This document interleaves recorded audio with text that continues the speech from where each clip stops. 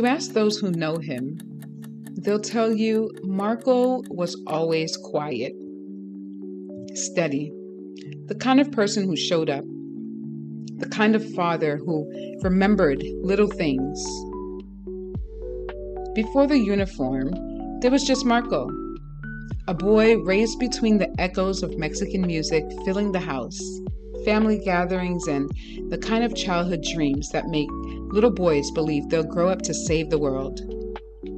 And for a while he did. This is Sergeant Marco Gonzalez, a Massachusetts resident, a U.S. Army medic, 12 years of service, 2 tours in Iraq. He came home without his legs and carrying injuries no one could see. People talk about coming home from war, like home stays the same while you're gone. Sometimes it doesn't. Somewhere between deployment, discharge, doctor's appointments, paperwork, and trying to understand who he was outside the uniform, his marriage ended. His daughter Liza is still the love of his life. Once, being her father meant ordinary things. School pickups, inside jokes, everyday moments people rarely think to miss until they're gone. Now, the relationship with her mother is strained. Time feels negotiated. Presence feels conditional. And memory does some of the parenting. And then there's the money. Marco owes child support. Not because he's living lavishly or because he stopped loving his daughter, not because fatherhood stopped mattering to him, but because, well, he's disabled and barely making ends meet. His primary income comes from service-connected VA disability benefits. Every month, $1,200 is deposited. And every month, no matter how hard he tries to crunch the numbers, math just doesn't quite ever work out. Marco isn't every parent navigating child support enforcement, but systems are tested at their edges, and what happens to people with the least margin tells us something about how those systems actually function. So here's the question. What happens when someone genuinely cannot pay? And what happens when the systems designed to protect children collide with parents already struggling to survive? On May 8th, 2026, the U.S. government announced changes expanding passport revocation authority tied to child support debt. It lowers the threshold to $2,500 in arrears. $2,500, yeah? Let's just sit with that for a second. The Child Support Enforcement Program was established in 1975 as a federal state program under Title 4D of the Social Security Act. And the primary purpose of the Child Support Enforcement Program was to do 2 main things. For the government to reimburse themselves for monies paid out through cash assistance, and to create consistent financial support for children. The government thought if a parent, usually the custodial parent, received government assistance, then the other parent, the non-custodial parent, should be contributing financially too. Why? Because if the government is helping to support a child through public benefits, well, they want to recover some of those costs. So for years, if someone received cash assistance, they often had to cooperate with child support enforcement and hand over collections made on their behalf. The state and federal governments could then use that money to reimburse themselves for some of what they had already paid out. At the same time, this child enforcement system was also intended to create consistent financial support for children, with the hope that they'd be helping families to stay financially stable enough so that they wouldn't need public assistance in the first place. Which leads us to 2 questions. How do we make sure children are supported? And how do we recover government costs? Sometimes those goals align, Sometimes they create tension, and that tension, that's where people like Marco end up living. The federal government built the framework, and the states, they decide how parts of the machine actually move. Meaning, whether Marco lived in Massachusetts, Rhode Island, Texas, or California, his experience inside the child support system could look very different, because enforcement practices and consequences differ by state. And this is because states get to decide things like how much child support gets calculated, what counts as income, whether parenting time changes the numbers, what happens when someone has extraordinary medical expenses, or how much flexibility exists when life falls apart. States also get to decide how aggressively enforcement happens, how quickly contempt gets filed, when modifications get approved, what happens when someone loses income, and how much grace exists or doesn't. So while the federal government says, build an enforcement system, the states answer, okay, well, what does enforcement actually look like? And the answer, it depends. Because states have discretion in 4 areas that quietly shape someone's entire experience inside the system. The first area is how child support gets calculated. Child support formulas aren't universal. Massachusetts calculates it differently than Rhode Island. Rhode Island calculates it differently than Texas. States get to decide what counts as income, whether parenting time changes the numbers, how medical expenses get weighed, what minimum orders apply, and what deviations are justified. Meaning the same exact parent with the same exact disability, with the same exact income, and the same exact struggles might owe very different amounts in child support depending on where they live. The second area is how systems respond when life changes. People lose jobs, they become disabled, they get sick, they experience homelessness, they have mental health crises. Life happens. And states get to decide things like how easy it is to modify support orders, how quickly modifications happen, how aggressively arrears are pursued, whether relief feels accessible or impossible. And all of that matters because delayed relief can become debt, and debt has consequences. The third area is how enforcement actually happens. Federal law says that states need enforcement tools, but the states determine details. Things like, at what point should licenses be suspended, and which licenses? When should notices go out? What exceptions exist? What appeals exist? How much debt is enough before consequences begin? So child support enforcement isn't as simple as pay or don't pay. You see, it's a series of escalating responses, and over time, those responses got sharper. Wage garnishment, meaning money taken before someone even sees their paycheck. Tax refund intercepts. Bank account levies. Credit reporting. License suspension, meaning driver's licenses, professional licenses, occupational licenses. And in some cases, incarceration for contempt, jail time for not paying child support. And now, as of May 2026, passport revocation. Hey, the theory was if consequences become painful enough, people will pay. That was the assumption. And then there's the fourth area, which is probably the hardest to measure: judicial culture. Because laws live on paper, but humans interpret them. Judges interpret them, hearing officers interpret them, agencies interpret them, meaning two people with nearly identical circumstances can walk into different courtrooms and leave with entirely different outcomes. One judge sees a disabled veteran whose circumstances changed, while another sees noncompliance. It's the same law, different outcome.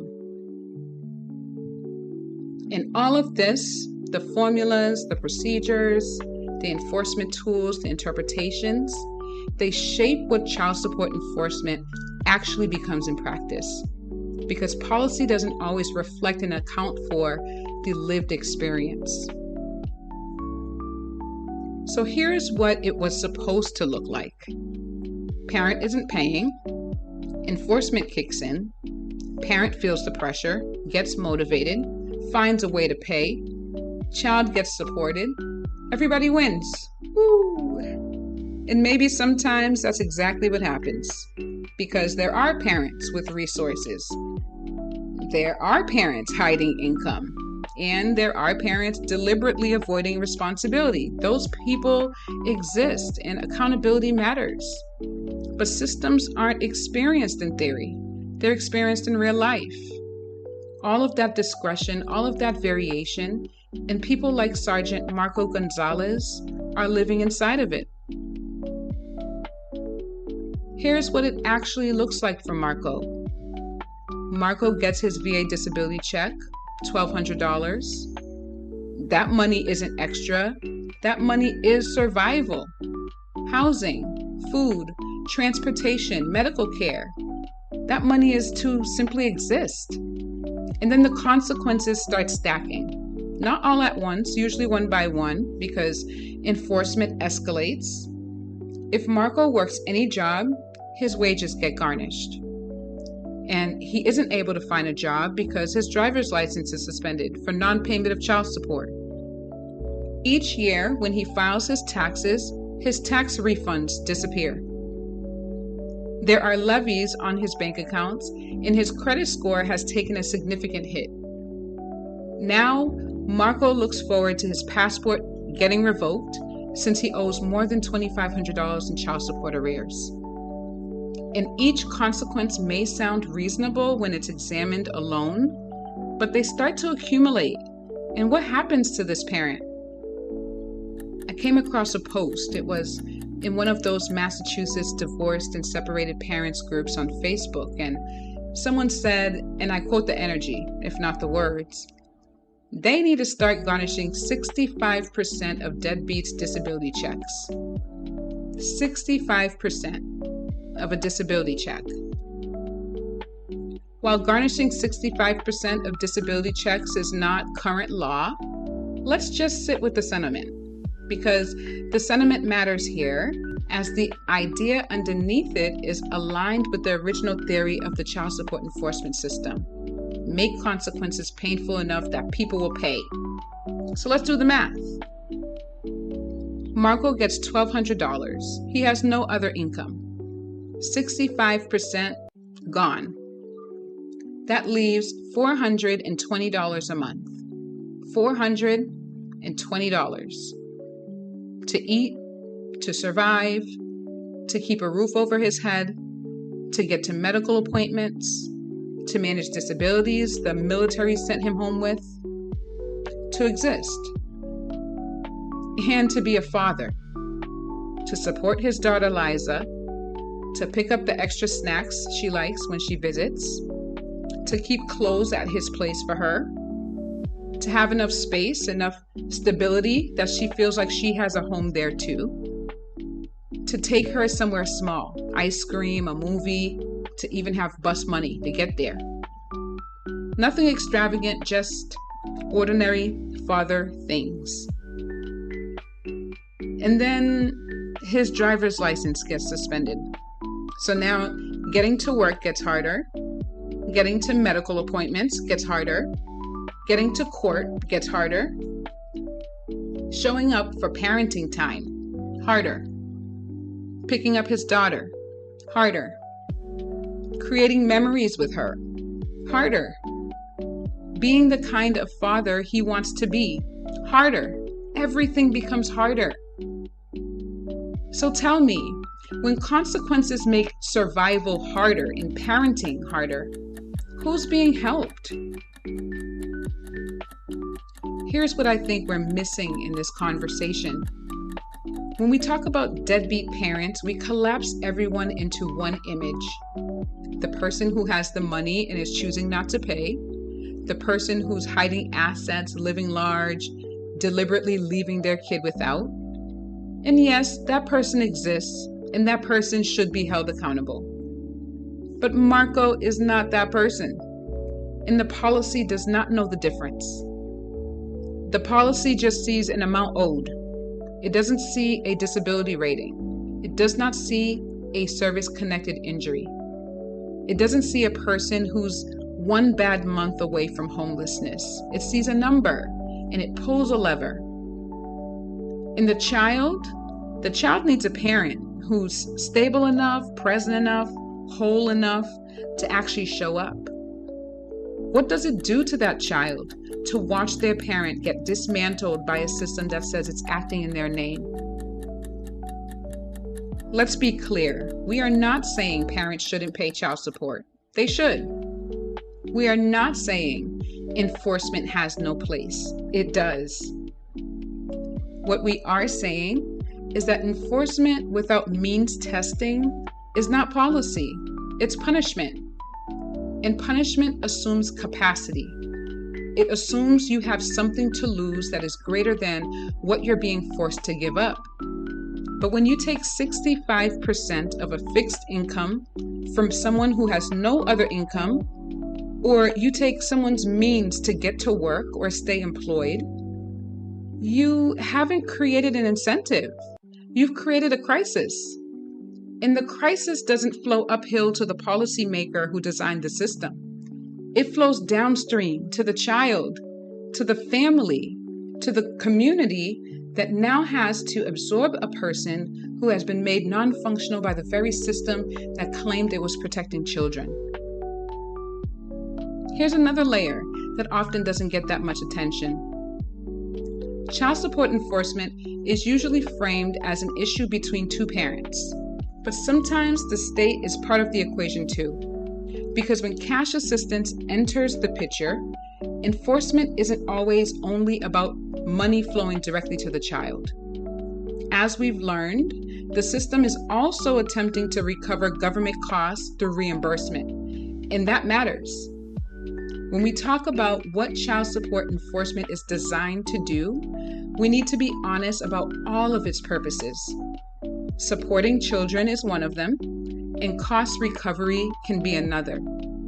Those goals sometimes align, and sometimes they create tension. And when tension exists inside a system, people like Marco often end up carrying it. So let's talk about what already exists, because we want to be fair.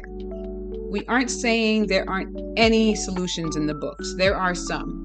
But we also want to be honest about the gaps inside those solutions, because a solution that exists on paper but doesn't work in real life isn't actually a solution. It's a checkbox. Proposed solution number 1, means testing. It exists, but let's just think about this for a second. In Massachusetts, if your license has been suspended for non-payment of child support and you genuinely cannot pay, there is a process for you. It's called an administrative review. You can request one, and the Department of Revenue may review your financial situation and potentially adjust the enforcement action against you. Okay, that sounds reasonable. Now let's talk about what accessing that process can actually look like. The form can be found online through the Department of Revenue's website. And if you want relief, you fill out an administrative review form, you gather documentation, and then you have to mail it all back to the Department of Revenue. No email submission, no phone request, snail mail. The form literally says you cannot ask for a review by telephone. you have to return this form to ask for a review. And you have 15 days. 15 days, which means finding the form, understanding it, gathering supporting documents, obtaining postage, and successfully mailing it back, all while already in crisis. We're in 2026. You can file federal taxes online, apply for benefits online, contest parking tickets online, but a process intended for people experiencing disability, housing instability, unemployment, financial crisis still depends on physical mail? Let's just think about that. If instability contributed to falling behind, then instability might also mean no reliable mailing address, no printer, no stamps, no envelope, no transportation, limited executive functioning because survival itself is taking everything. Then who exactly was this process designed for? Not asking sarcastically, I genuinely want to know. When this process was built, did anyone sit down and walk through it from the perspective of the person most likely to need it? At minimum, relief processes like this should allow online submission. They should be accessible in person without requiring stable mailing access, and deadlines should account for demonstrated housing instability or crisis. Those aren't radical ideas. That's simply designing systems around the people you're supposed to serve. The second solution is the can't versus won't. It's a hard distinction.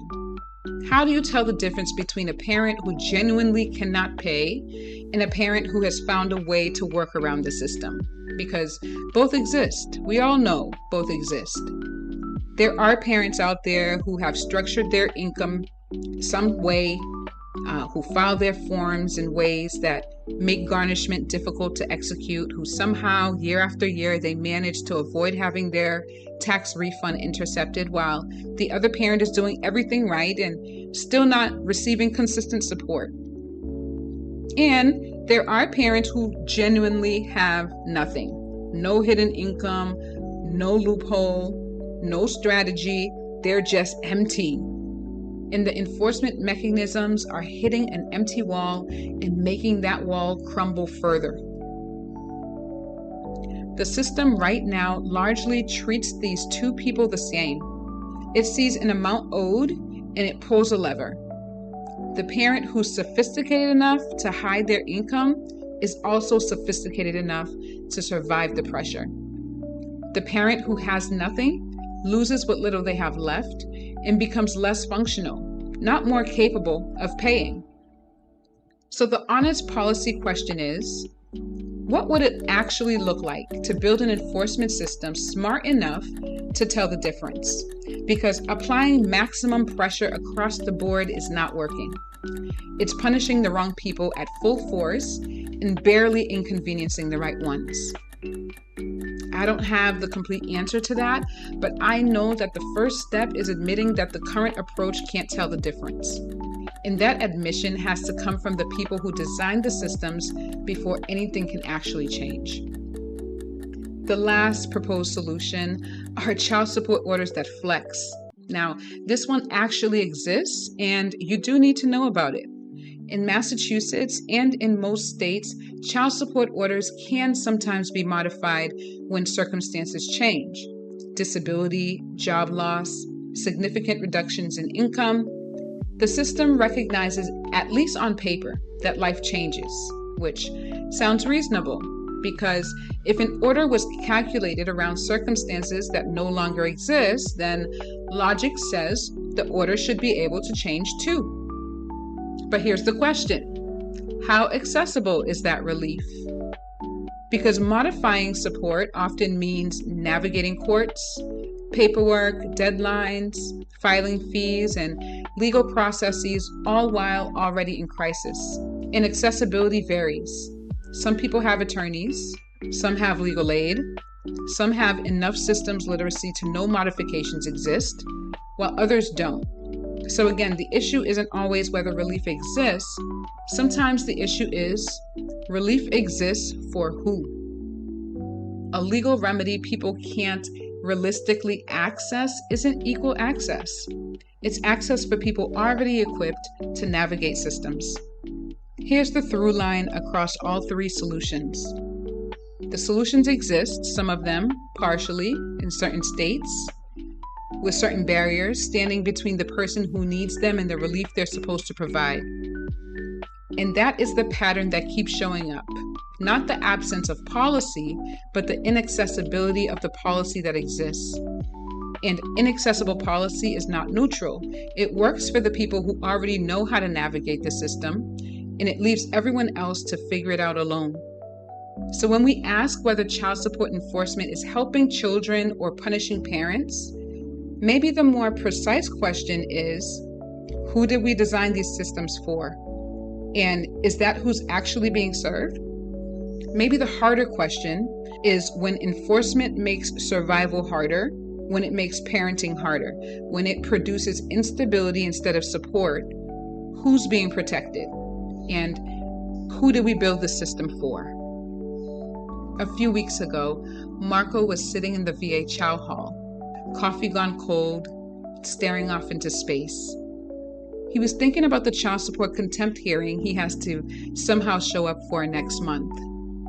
His license is suspended. He's trying to figure out how to stretch money that doesn't stretch. Marco hears the woman seated next to him laugh under her breath while she's staring at her phone. It was the kind of laugh people make when they're overwhelmed. She shook her head and she muttered to Marco, "My youngest turns 21 this summer and child support ends. Now I'm trying to figure it out. I don't know if I qualify for alimony." Marco looked up, polite and tired. 18 years married. I stayed home with the kids and now the last one's all grown up. Child support's ending and everything's expensive. "You okay?" she asked Marco. Marco shrugged.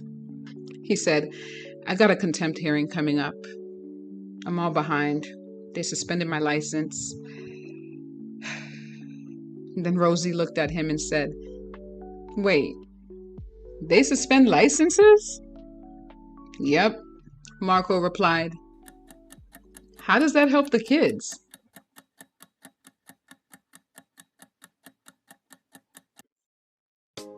Rosie's question lingers, doesn't it? How does that help children? Maybe that's the question. Maybe that's where we start. Not with solutions handed from the top down, but with honest conversations between the people who are actually living in these systems and the people designing them. That's what Clock It is. It's a More Than Motions TV series where every episode is a real story about real people. We dive into real policy and we ask real questions that beg real answers. If Marco's story is your story or someone you know's story, please share this episode. The people who need it will find it. And if you work in policy, advocacy, law, or direct service, and this episode raised questions that you want to dig into, I would love to be a part of that conversation with you. The links are in the description. And if you want to support this work, please subscribe, share, and keep showing up. We really appreciate you. In the next episode, we're going to find out what Rosie's all about and what she's up to. So stay tuned. In the meantime, clock it. Thanks for being here.